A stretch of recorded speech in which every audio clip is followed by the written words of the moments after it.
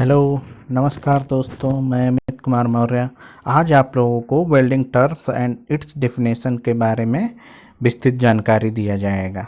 चलिए, पहले चीज़ जो समझिए कि जॉइंट्स, वेल्डिंग में जॉइंट्स का बहुत ही महत्व है।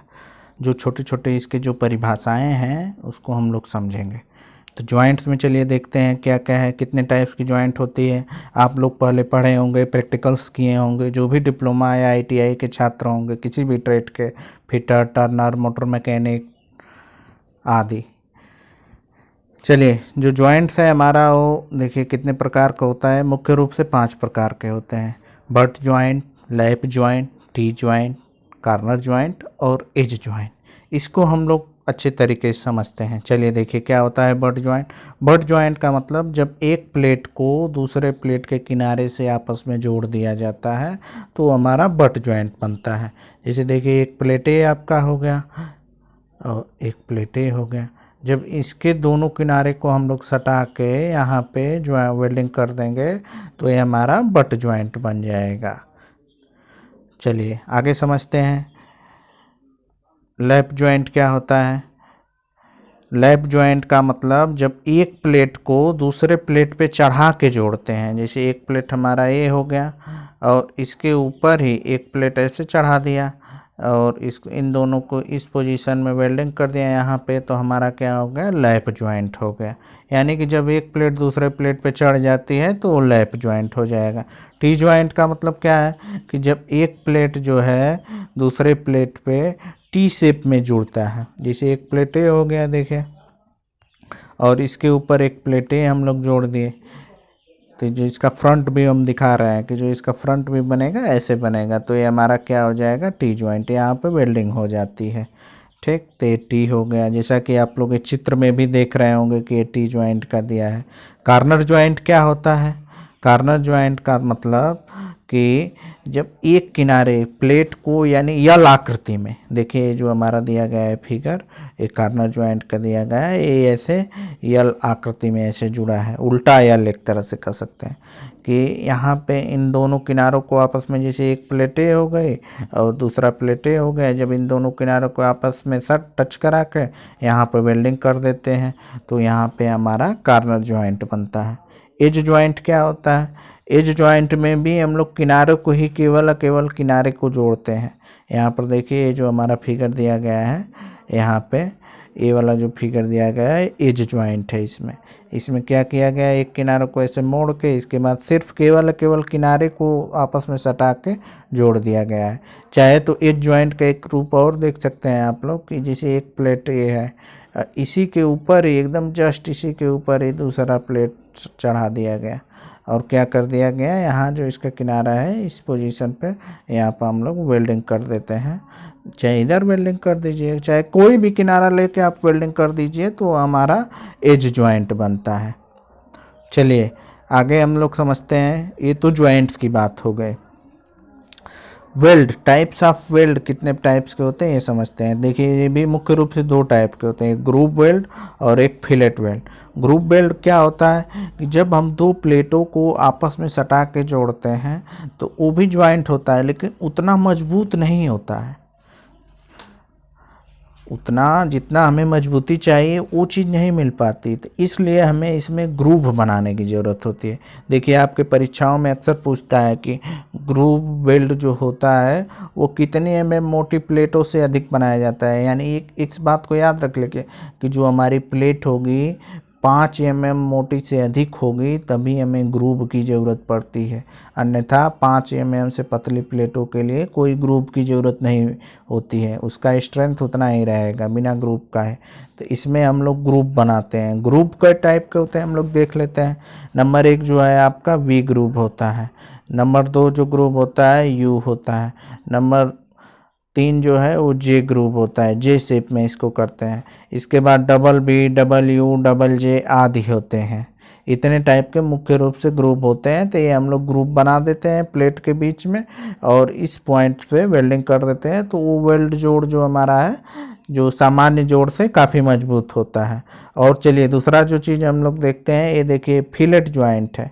यहाँ पे जैसे कोई टी ज्वाइंट बनाया गया है टी जॉइंट के इसके क्या कर दिया गया है, यहाँ पे फिलेट लगा दिया गया है, यानी ये जो वेल्ड किया गया है इसी को हम लोग फिलेट करते हैं, तो ये हमारा जो है फिलेट जॉइंट हो गया।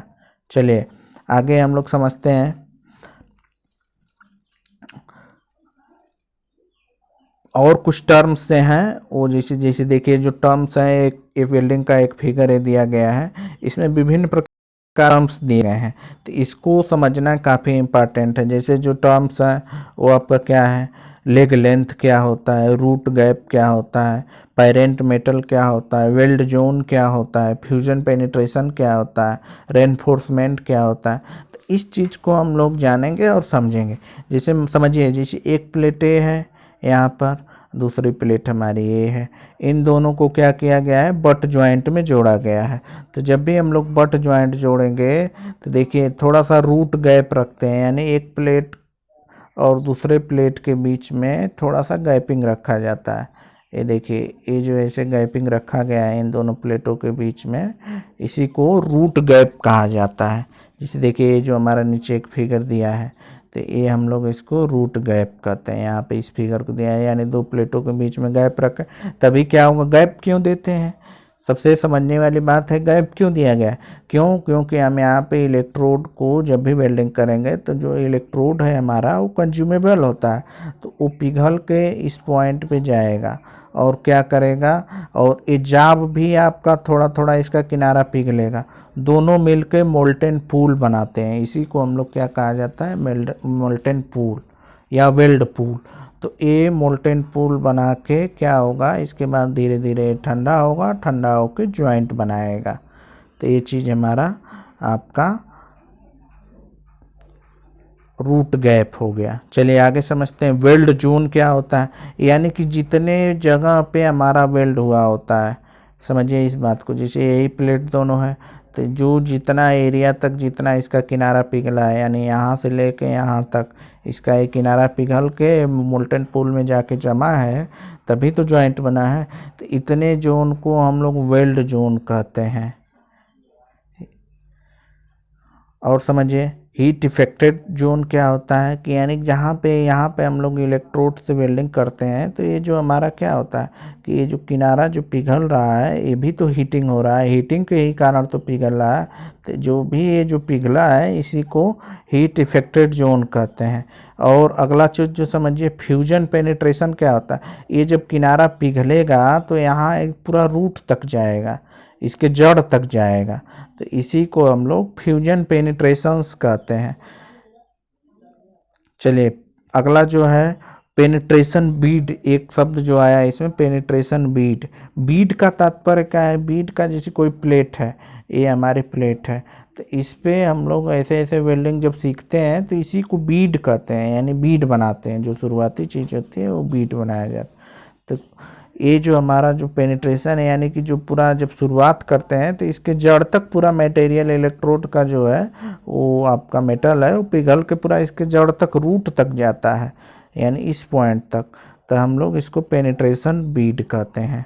चलिए आगे समझते हैं और सारी चीज़ें क्या होती हैं। रेनफोर्समेंट क्या होता है, जब यहाँ पे जिस पॉइंट पे, जैसे ये देखिए जो हमारा प्लेट है, ये प्लेट है ज्वाइंट हुआ है, तो इसके ऊपर उत्तल आकृति में उभरा हुआ है, तो इसी को रेनफोर्समेंट कहा जाता है। जैसे मुख्य रूप से ये बातें समझिए, जब दीवार होती है, दीवार के ऊपर हम लोग छत ढालते हैं, छत आपका जो होता है, तो उस छत को रेनफोर्समेंट कहते हैं। तो उसी तरह ये जो हमारी प्लेट है, प्लेट के ऊपर थोड़ा सा ये उत्तल शेप में उभार हो गया है, यानी कॉनकेव, ये उत्तल भी हो सकता है अवतल भी हो सकता है, तो अवतल होगा तो ये डिफेक्ट उसमें कहा जाएगा, लेकिन उभरा रहता है तो ये उत्तल, ज़्यादा उभरा भी नहीं होना चाहिए, एक निश्चित हाइट तक ही उभरा होना चाहिए। तो ये हमारा रेनफोर्समेंट हो गया। चलिए आगे और इस चीज़ों को समझते हैं, जो जो भी इसके टर्म्स हैं। चलिए अगला जो टर्म्स है वो हम लोग समझते हैं क्या क्या है। जैसे देखिए टो, टो क्या चीज़ होती है, जैसे इस फिगर में आप समझिए टो क्या चीज़ है। टो का तात्पर्य कि यानी कि यहाँ पे देखिए ये जो हमारा वेल्डिंग हुआ है, एक फिलेट ज्वाइंट हम लोग देख रहे हैं, ये जो फिलेट ज्वाइंट है, फिलेट ज्वाइंट है, तो ये सारी चीज़ें हुआ है, तो इस लंबाई को, ये जो ये लंबाई है एक्चुअल लंबाई है, यानी कि एक तो ये जो उभरा हुआ है तो इसको हम लोग वेल्ड फेस कहते हैं। इसको क्या कहते हैं? Weld face. लेकिन जो ये लंबाई है, यानी यहाँ से एक ऐसे त्रिभुज का जो ऐसे खींच रहा है एक्चुअल लंबाई, इसी को टो कहा जाता है। इस बात को समझिए, ये जो ये लंबाई दिया गया है इसको हम लोग टो कहते हैं, और इस चीज़ को वेल्ड फेस कहते हैं। और लेग लेंथ क्या होती है? लेग लेंथ भी समझिए, यानी यहाँ से, यानी इस प्लेट से जितना तक वेल्डिंग हुआ है, ये जो हमारी लंबाई है इसको लेग लेंथ कहते हैं। लेग लेंथ देखिए यहाँ पे इस फिगर में दिखाया गया है। लेग लेंथ ऊपर भी होगा नीचे भी होगा फिलेट ज्वाइंट में, ये लेग लेंथ की बात हो गई। थ्रोट क्या होता है समझिए इस चीज़ को। थ्रोट बहुत ही इंपॉर्टेंट टर्म से हैं, वेल्ड फेस, टो और लेग लेंथ। जो थ्रोट क्या चीज़ है, थ्रोट को भी हम लोग समझेंगे। यानी कि देखिए थ्रोट जो हमारा है, यानी ये जो लंबाई है यहाँ से यहाँ तक ऐसे तिरछे में देखिए, यानी कि यहाँ तक कुछ वेल्डिंग हुआ है, इस इतना दूर तक, इस लाइन को समझिए, इतना दूर तक ये हुआ है वेल्डिंग, तो ये चीज़ हमारा थ्रोट कहलाता है। THROT, throat. ये थ्रोट हो गई। चलिए आगे बात समझते हैं। देखिए यहाँ पर भी ये सारी चीज़ें फिगर्स में दिखाया गया है कि ये रेनफोर्समेंट दिखाया गया है, ये रूट दिखाया गया है कि ये रूट पूरा जो जड़ तक जाता गया है, ये रूट फेस दिखाया है, यानी ये रूट गैप है, इसके बाद रूट फेस है। रूट रन यहाँ पर देखिए, रूट रन ये है। रूट रन का मतलब कि जो हमारा जो मेटल है वो पूरा अंदर तक पिघल के जाता है, क्योंकि ये जैसे ये अंदर तक ये पिघल के ऐसे जाएगा यहाँ से यहाँ तक, जैसे इस पॉइंट में, तो इसी को हम लोग रूट रन कहते हैं। कि पूरा डीप पेनिट्रेशंस नहीं होगा तो नीचे खोखला हो जाएगा, ऊपर वेल्ड हो जाएगा, तो जोड़ हमारा कमज़ोर हो जाएगा। तो रूट रन के ही सहायता से वो अंदर जाता है। चलिए आगे हम लोग समझते हैं। ये सारी बातें हो गई वेल्ड जंक्शन फ्यूजन फेस। चलिए मीटर लाइन क्या होता है? मीटर लाइन का मतलब समझिए कि जो इसमें दिया गया है मीटर लाइन। मीटर लाइन को आपको बताते हैं, जैसे मान लीजिए कि एक हमारा क्या है, एक प्लेटें हैं, एक प्लेटें हैं, तो यहाँ पे हम लोग ये जोड़ा वेल्डिंग किया गया है, तो यही जो चीज़ है इसी को हम लोग मीटर लाइन कहते हैं। ये जो लाइन इसके बीच में से जाएगी तो ये हमारा मीटर लाइन हो गया। चलिए आगे समझते हैं क्या चीज़ है आगे। वेल्ड टू आप लोग समझ ही गए हैं।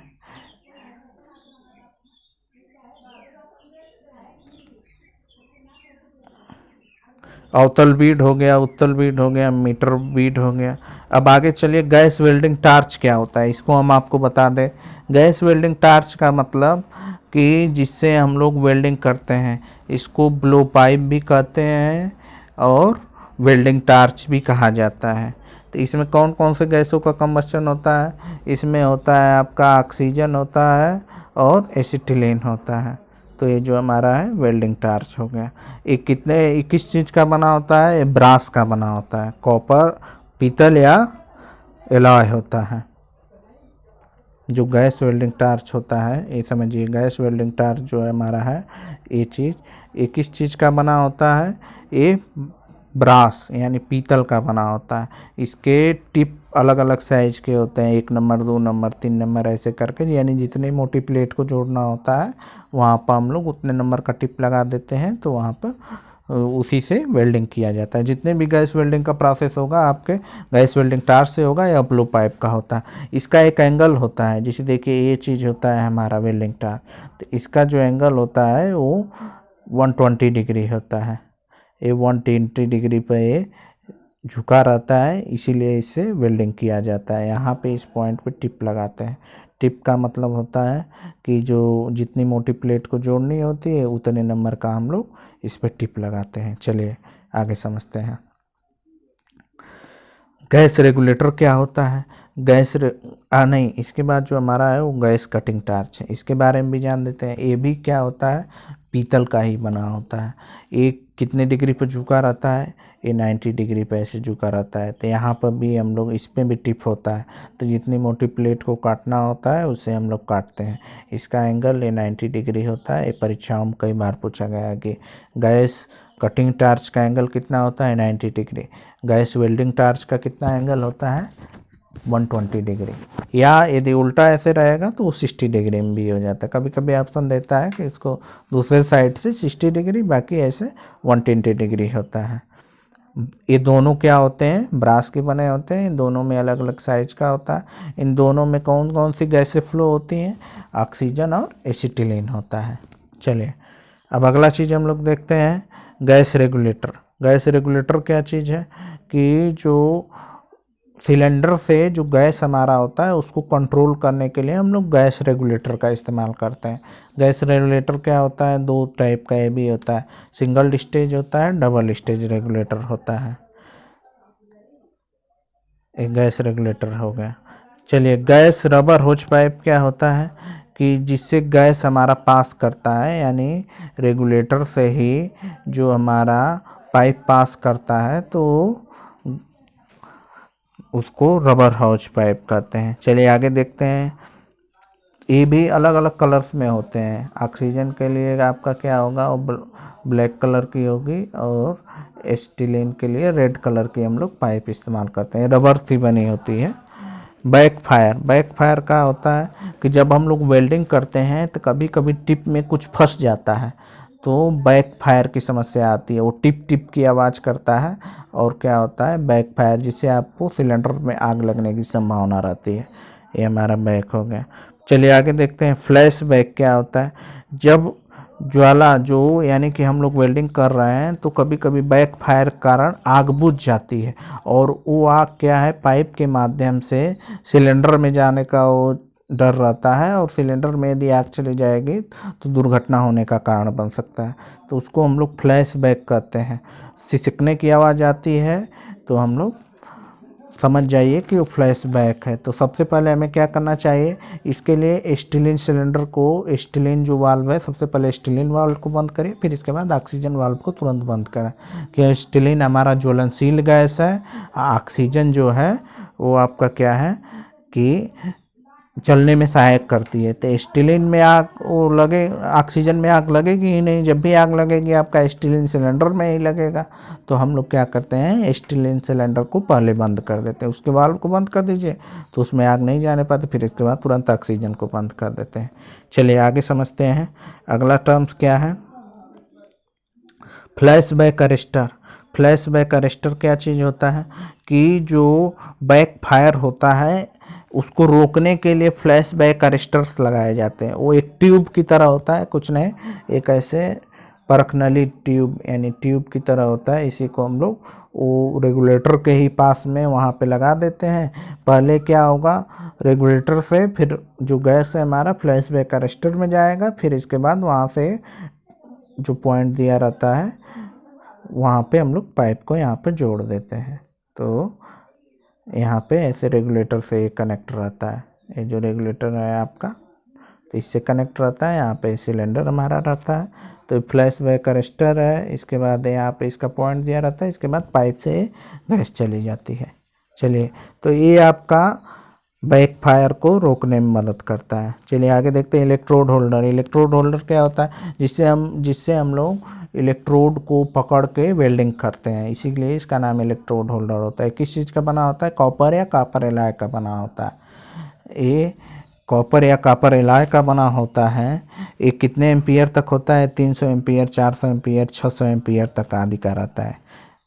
चलिए आगे देखते हैं, अर्थ क्लैंप क्या होता है। अर्थ क्लैंप भी हमारा क्या है, कॉपर एलॉय का ही बना होता है। ये भी 300 एम्पियर, 400 एम्पियर, 600, यानी जिस जाब को हमें वेल्डिंग करना है तो जाब पे जो चीज़ हम लोग टच कराते हैं वो अर्थ क्लैंप, अर्थ क्लैंप से ही जो वेल्डिंग टेबल में कनेक्ट होता है, वेल्डिंग टेबल में अर्थ क्लैंप को कनेक्ट करा देते हैं। बाकी इलेक्ट्रोड होल्डर को से इलेक्ट्रोड को पकड़ के दोनों को टच कराते हैं तो आर्क उत्पन्न होता है, वेल्डिंग उत्पन्न होती है। चलिए आगे देखते हैं, आर्क वेल्डिंग केबल। ये आर्क वेल्डिंग केबल क्या है, ये भी कॉपर का बनी होती है, ऊपर से प्लास्टिक जो है इंसुलेटेड रहता है कि बिजली आदि के झटके ना लग पाए। ये भी अलग अलग साइजों में आती है 300-400 एम्पियर तक, जिससे हम लोग वेल्डिंग मशीन से इलेक्ट्रोड को और अर्थ क्लैंप को कनेक्ट करते हैं, जिसकी सहायता से वही आर्क वेल्डिंग केबल हो गया। केबल लग क्या होता है कि वेल्डिंग मशीन में वेल्डिंग केबल को कनेक्ट करने के लिए हम लोग को केबल लग की आवश्यकता पड़ती है। ये भी अलग अलग एम्पियर्स में होते हैं, 300, 400, 600 आदि। अब आगे चलिए समझते हैं शिल्डेड मेटल आर्क वेल्डिंग क्या होती है। यह एक मैनुअल मेटल जो आर्क वेल्डिंग जैसे आपका ये आर्क वेल्डिंग होती है उसी टाइप्स की भी है, बस इसीलिए इसका नाम शिल्डेड मेटल, यानी कि जो फ्लक्स आदि हैं आदि गैसों से हमें सुरक्षा प्रदान करती है। शिल्डेड का मतलब क्या होता है, सुरक्षा प्रदान करना, एक कवच का काम करना, तो वही शिल्डेड मेटल आर्क वेल्डिंग हो गया। चलिए अगला देखते हैं gas metal arc welding. Gas metal arc welding का इसका जो देखिए बहुत इंपॉर्टेंट चीज़ है, इसको समझिए। इसको MIG भी कहा जाता है, GMAW भी कहा जाता है। GMAW का मतलब gas metal arc welding, metal का MIG का मतलब MIG, इसको भी हम लोग कहते हैं। MIG का मतलब कि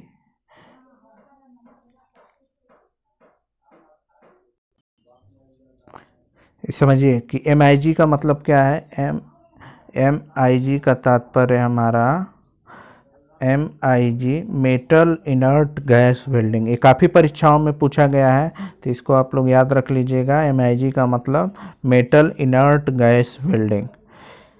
इसमें क्या होता है, इसमें कुछ नहीं, एक आपका वेल्डिंग मशीन रहता है, वायर फीडर रहता है, वायर केबल रहता है, और बाकी अर्थ क्लैंप रहता है। अर्थ क्लैंप को उससे चला देते हैं, वेल्डिंग गन में वायर फीडर की सहायता से वायर उसमें एंटर करता है, वही आपका कंज्यूमेबल इलेक्ट्रोड होता है जिसकी सहायता से हम लोग वेल्डिंग करते हैं। तो इसका नाम जानते रहिए क्या होता है, इसको GMAW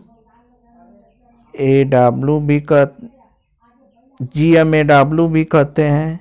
इसमें कौन सी गैस प्रयोग होती है, इसमें CO2 गैस वेल्डिंग का प्रयोग होता है। इस चीज़ को जानते रहिए कि इसमें कौन सी गैस का इस्तेमाल होता है, CO2 क्यों प्रयोग होता है, क्योंकि CO2 एक ठंडी गैस है, जो ठंडी गैस है, इसीलिए हमारा वेल्डिंग टार्च को, जो वेल्डिंग गन है जिसकी सहायता से इसमें वायर जाता है, तो ये आपका वो करता है, ये सहायता करता है। चलिए आगे चलिए देखते हैं कि GTAW का मतलब गैस टंगस्टन आर्क वेल्डिंग, यानी इसको हम लोग TIG कहते हैं। इसको क्या कहते हैं, TIG, tungsten inert gas welding. इसमें क्या होता है, इसमें भी उसी टाइप का, जो जैसा वेल्डिंग मशीन से हम लोग वेल्डिंग करते हैं, ये भी उसी टाइप का है, बस इसमें नॉन कंज्यूमेबल इलेक्ट्रोड का इस्तेमाल होता है। वह इलेक्ट्रोड किस चीज़ का बना होता है, टंगस्टन का, तो इसको TIG कह लीजिए या GTAW कह लीजिए, GTAW कह लीजिए। चलिए आगे देखते हैं, अगला क्या है, फ्लक्स कोड आर्क वेल्डिंग, यानी FSAW। इस विधि में प्रयोग होने वाले इलेक्ट्रोड के अंदर फ्लक्स लगा रहता है, इसके अंदर क्या रहता है, फ्लक्स लगा रहता है, इसलिए इसको FCAW कहते हैं।